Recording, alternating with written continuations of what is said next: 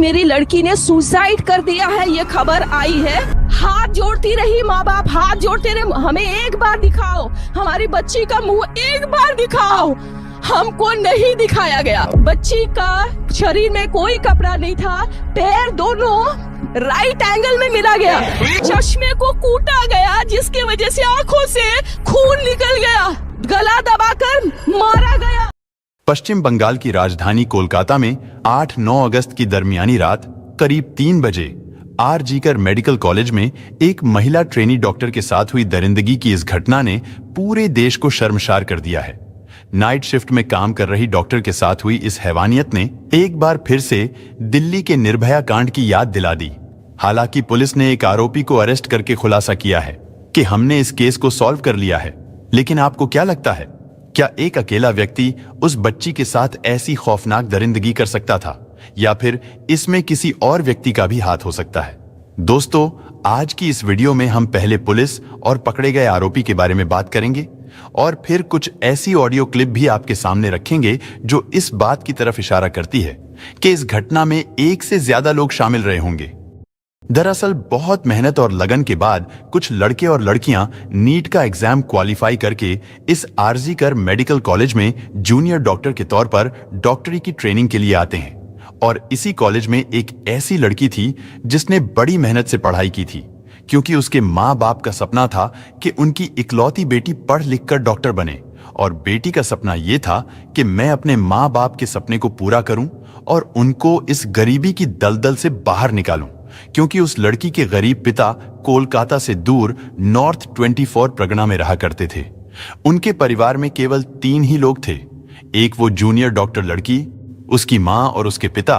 उसके पिता अपना घर चलाने और अपनी बेटी को पढ़ाने के लिए बच्चों की स्कूल यूनिफॉर्म बेचा करते थे, और उन्हीं स्कूल की यूनिफॉर्म को बेचकर वो अपना घर चलाते और अपनी बेटी को पढ़ा रहे थे। उनकी बेटी ने भी धीरे धीरे MBBS की पढ़ाई पूरी कर ली थी। MBBS करने के बाद अब वो आर.जी.कर मेडिकल कॉलेज में PG की 2nd ईयर की स्टूडेंट थी। अब उसके सामने उसका खूबसूरत करियर था, यानी उसके माँ बाप बचपन से जो सपना देख रहे थे वो अब पूरा होने ही वाला था। उनकी बेटी डॉक्टर बनने वाली थी और उनके घर के हालात बदलने वाले थे। लेकिन अचानक 9 अगस्त की सुबह को उनके सारे सपने टूटकर बिखर गए। जिस बेटी से उन्होंने 8 अगस्त की रात फोन पर बात की, उसी बेटी की मौत की खबर सुबह उनके परिवार को मिली। माँ बाप रात को बेटी से बात करके तसल्ली से सो गए थे, लेकिन अगली सुबह इतनी भयावह होगी ये उन्होंने कभी सपने में भी नहीं सोचा था। दरअसल trainee doctor Momita Debnath आर.जी.कर medical college में नाइट ड्यूटी कर रही थी। वो पिछले कई दिनों से नाइट शिफ्ट पर थी। उसकी ड्यूटी करीब 10 बजे के आसपास शुरू हो जाती थी, और जब सुबह को उसकी शिफ्ट खत्म हो जाती तो मोमिता हॉस्पिटल से सीधे अपने घर चली जाती थी, क्योंकि ये हॉस्पिटल लाल बाजार इलाके में था। इसलिए 8 अगस्त 2024 को भी हर रोज की तरह वो अपने घर से हॉस्पिटल जाने के लिए निकली। हॉस्पिटल पहुंचने के बाद जो पेशेंट उसके अंडर में थे, उसने उन मरीजों को देखा, यानी उसने उन्हें अटेंड किया, और इस काम में उसे रात के करीब 2 बज गए थे। उस समय हॉस्पिटल में मरीजों और उनके साथ आने वाले लोगों की भीड़ थोड़ी कम होने लगी और हॉस्पिटल में सन्नाटा छाने लगा, क्योंकि उस समय मरीज भी कम होने लगे थे। इसलिए ट्रेनी डॉक्टर मोमिता को भी थोड़ा फुर्सत का समय मिला, तो उस जूनियर डॉक्टर ने अपने 4 और जूनियर डॉक्टरों के साथ बैठकर हॉस्पिटल की कैंटीन में रात का खाना खाया। उस समय रात के 2 बज रहे थे। खाना खाने के बाद अक्सर इमरजेंसी वार्ड की ड्यूटी से जब डॉक्टर या मेडिकल स्टाफ थक जाते थे तो वो हॉस्पिटल के सेमिनार हॉल में आराम करने के लिए चले जाते थे। हालांकि उस सेमिनार हॉल में करीब 25 से 30 लोगों के बैठने के लिए वहां कुर्सियां भी लगाई गई हैं, क्योंकि जब भी हॉस्पिटल में कोई फंक्शन होता था तो वो इसी सेमिनार हॉल में होता था। ये सेमिनार हॉल 4थी मंजिल पर बनाया गया है। लेकिन अजीब बात यह है कि इतने बड़े और प्रसिद्ध आर.जी.कर मेडिकल कॉलेज में स्टाफ के आराम करने के लिए कोई भी कमरा, कोई भी रूम नहीं बनाया गया है, जिस कारण जो मेडिकल स्टाफ नाइट शिफ्ट में ड्यूटी पर होते हैं, जब वो लोग काम से थक जाते हैं तो जूनियर डॉक्टर और बाकी स्टाफ के लोग भी उसी 4th फ्लोर पर सेमिनार हॉल में आराम करने चले जाते थे, और वहां पर बैठकर मेडिकल स्टाफ के लोग थोड़ी देर आराम कर लेते थे और फिर थोड़ी देर बाद वो अपनी ड्यूटी पर चले जाते थे। इसी तरह ये जूनियर डॉक्टर यानी मोमिता देवनाथ भी रात का खाना खाने के बाद अपने डॉक्टर साथियों को गुड नाइट कहकर करीब 2 से 3 बजे के दरमियान यानी 2:30 बजे के आसपास 4th फ्लोर पर बने उस सेमिनार हॉल में जाती है और वहां जाकर मोमिता सोचती है कि वो थोड़ी देर आराम करेगी और फिर उसके बाद अपनी बाकी शिफ्ट को पूरा करेगी। लेकिन उस जूनियर डॉक्टर के सेमिनार हॉल में जाने के बाद सुबह तक उसके बारे में किसी को कुछ भी पता नहीं चलता। उधर उसके साथ नाइट शिफ्ट में काम करने वाले दोस्तों को भी लगा कि शायद मोमिता अपने घर चली गई है, इसलिए वो लोग भी अपनी अपनी ड्यूटी में बिजी हो जाते हैं। इसके बाद धीरे धीरे रात गुजर गई और फिर अगली सुबह हो गई थी, यानी रात 3 बजे से लेकर सुबह के करीब 8:30 बजे तक भी उस हॉस्पिटल का माहौल बिल्कुल शांत और नॉर्मल था। लेकिन जब 8:30 बजे हॉस्पिटल का एक स्टाफ उसी सेमिनार हॉल का दरवाजा खोलकर अंदर जाता है और जैसे ही वो अंदर जाता है तो उसके मुंह से चीख निकल जाती है, क्योंकि वहां पर उसने देखा कि सामने फर्श पर एक गद्दा पड़ा है और उस गद्दे पर एक लड़की पड़ी हुई है। इसके बाद वो उस लड़की के थोड़ा और करीब जाता है। उसने देखा कि उसके चारों तरफ खून ही खून फैला हुआ है। उसके बाद वो व्यक्ति बदहवास हालत में चीखता हुआ उस सेमिनार हॉल से बाहर की ओर भागता है। उसकी चीखें सुनकर स्टाफ के कुछ लोग भी वहां पर पहुंच जाते हैं और फिर देखते ही देखते कुछ ही देर में हॉस्पिटल के तमाम डॉक्टर, जूनियर डॉक्टर तथा स्टाफ के सभी लोग वहां पर इकट्ठा हो गए और फिर जो कुछ उन्होंने अपनी आंखों से देखा उसे देखकर उनकी भी चीख निकल गई थी, क्योंकि वहां पर लेडी जूनियर डॉक्टर मोमिता देव नाथ लहूलुहान पड़ी थी।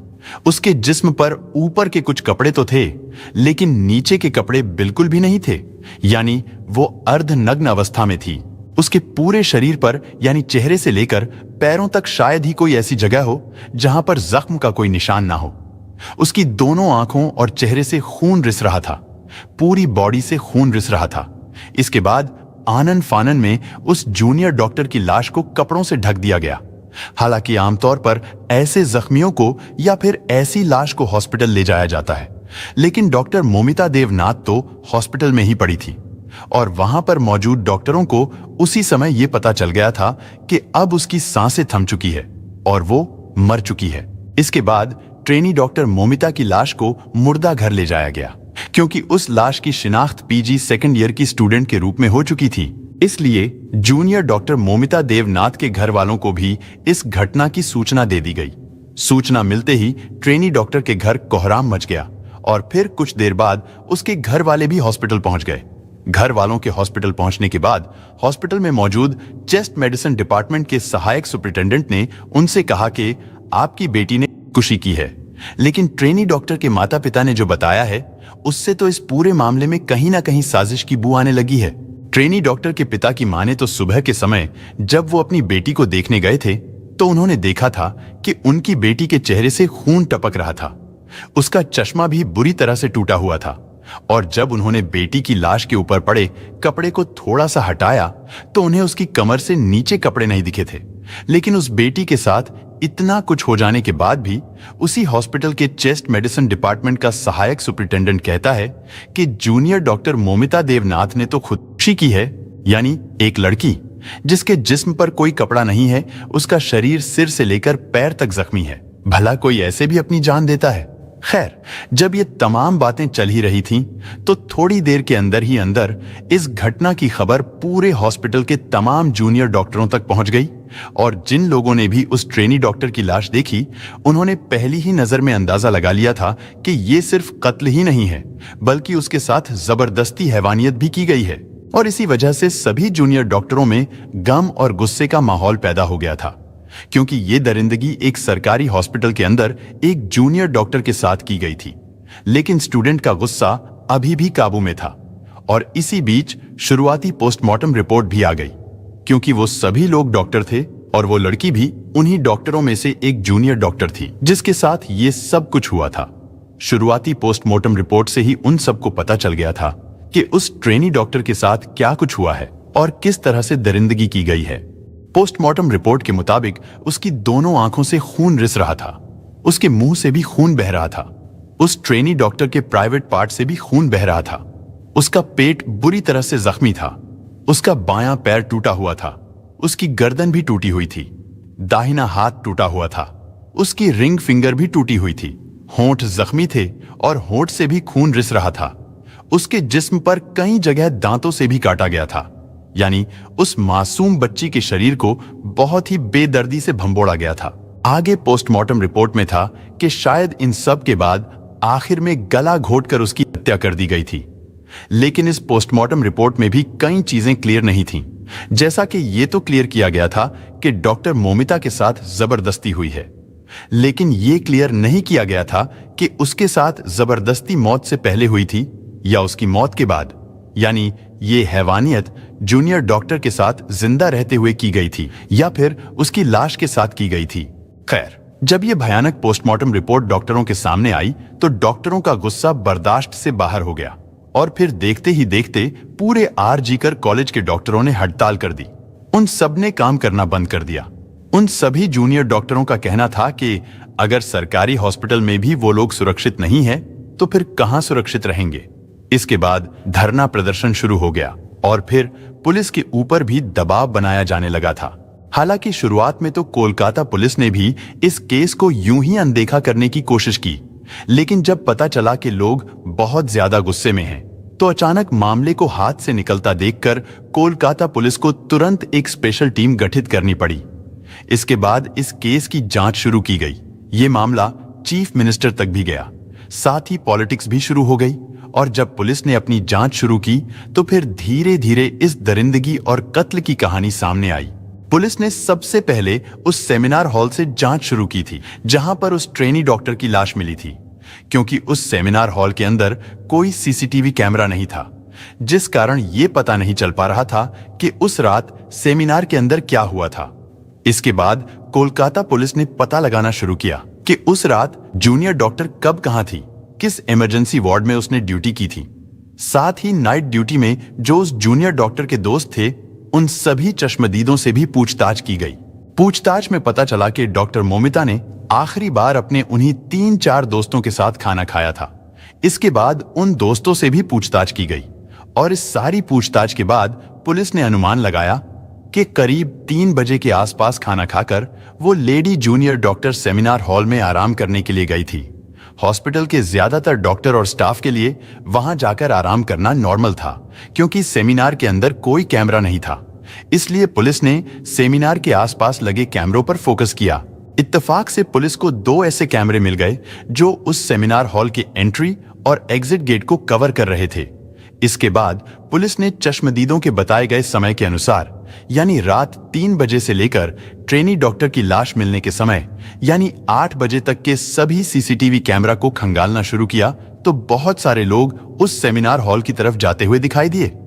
उनमें कई नर्स भी थी, कई जूनियर डॉक्टर थे, इसके अलावा कुछ और स्टाफ के लोग भी थे। इसलिए पुलिस के सामने चुनौती ये थी कि अब उनमें से किस पर शक किया जाए। काफी सोच विचार के बाद पुलिस ने इसका हल ये निकाला कि उस समय सीसीटीवी में सेमिनार हॉल के सामने से जो लोग नॉर्मल कपड़ों में गुजरते हुए दिखाई दे रहे थे, पुलिस ने उन सभी को अच्छे से चेक करना शुरू किया और साथ ही हॉस्पिटल स्टाफ के जो हेड हैं, उन सबको बुलाकर सीसीटीवी दिखाना शुरू किया और उनसे कहा गया कि आप आइडेंटिफाई कीजिए इन लोगों में से कौन क्या है। हर एक को देखने पर पता चला कि उनमें सारे हॉस्पिटल के स्टाफ ही हैं, सिवाय एक व्यक्ति के। पुलिस ने जब उस व्यक्ति के बारे में पूछा कि ये कौन है, तो पता चला कि वो स्टाफ नहीं है, बल्कि वो तो एक सिविल वॉलंटियर यानी एक सामाजिक कार्यकर्ता के रूप में उस हॉस्पिटल में आता जाता रहता है। उसका काम लोगों की मदद करना, उनको हॉस्पिटल में भर्ती करवाना था। साथ ही वो व्यक्ति कोलकाता पुलिस के लिए भी काम किया करता था। कोलकाता पुलिस को कुछ इन्फॉर्मेशन देना या फिर उनके कुछ छोटे मोटे काम करना। उसके बारे में पूछने पर पता चला कि उसका नाम संजय रॉय है। हॉस्पिटल स्टाफ से पूछा गया कि संजय रॉय उस रात यहाँ हॉस्पिटल में क्या कर रहा था। हॉस्पिटल के स्टाफ ने बताया कि संजय रॉय अक्सर रात को यहाँ आता रहता है। कई मरीज जिनको वो भर्ती कराकर जाता है, उनको देखने के लिए, उनका हाल चाल पूछने के लिए वो अक्सर यहाँ आता है। अभी वो लोग इस बारे में बात कर ही रहे थे कि तभी अचानक एक पुलिस ऑफिसर की नजर संजय रॉय के गले पर पड़ी।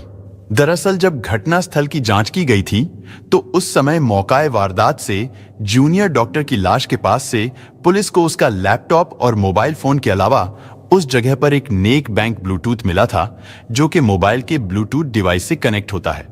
पहले तो पुलिस को लगा कि शायद ये जूनियर डॉक्टर का ही है, क्योंकि उसका मोबाइल भी वहीं पर पड़ा था।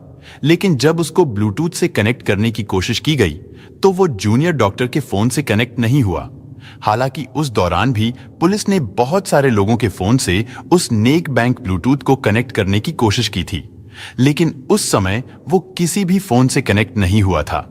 लेकिन अब सीसीटीवी फुटेज में अचानक पुलिस की नजर संजय रॉय पर पड़ गई थी, जो करीब 3:20 के आसपास सेमिनार हॉल की तरफ जाता हुआ दिखाई दे रहा था और उसके चलने से लग रहा था कि वो लड़खड़ा रहा है।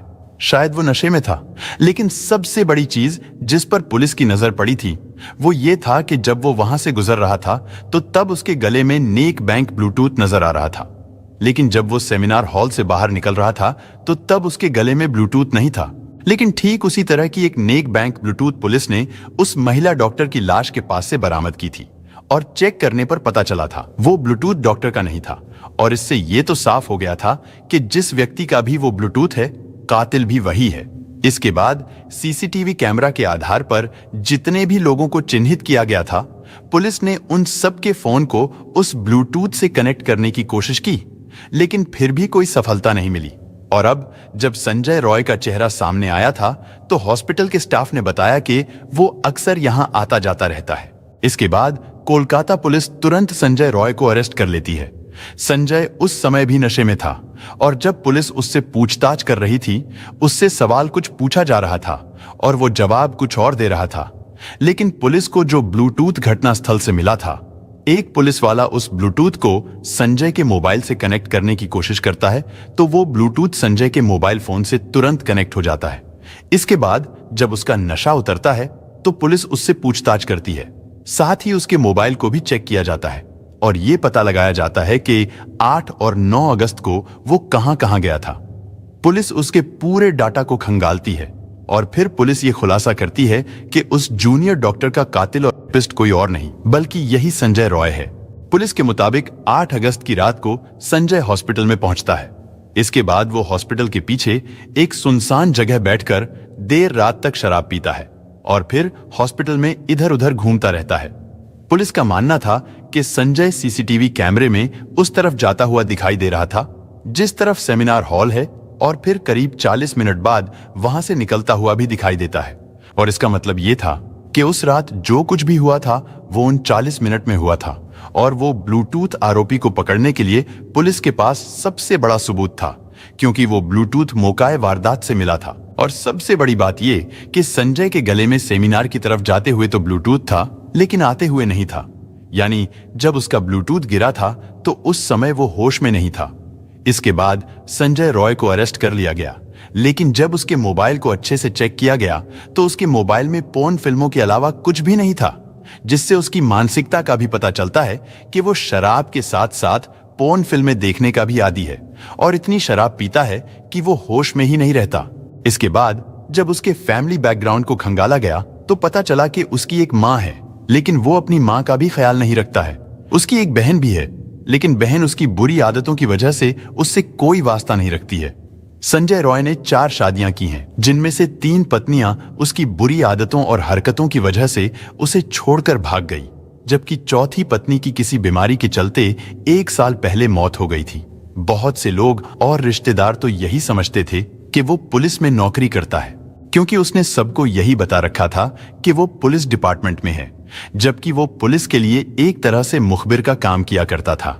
इधर संजय रॉय को अरेस्ट करने के बाद कोलकाता पुलिस ने खुलासा किया कि इस केस को सॉल्व कर लिया गया है, लेकिन अब इस बात की भी जांच कर रहे हैं कि क्या इस पूरे घटनाक्रम में वो अकेला था, क्योंकि आरजीकर कॉलेज के सभी जूनियर डॉक्टरों का कहना था कि डॉक्टर मोमिता वेदनाथ एक होनहार हष्ट-पुष्ट लड़की थी, जबकि संजय राय एक दुबला पतला सा व्यक्ति है। और सबसे बड़ी चीज जो इस बात की तरफ इशारा करती है कि इस दरिंदगी में संजय अकेला नहीं था, बल्कि उसके साथ और भी कई लोग रहे होंगे, क्योंकि उस समय संजय नशे में धुत था, उससे तो ठीक से चला भी नहीं जा रहा था। तो क्या ऐसे में अकेले ही उसने ट्रेनी डॉक्टर पर काबू पा लिया था?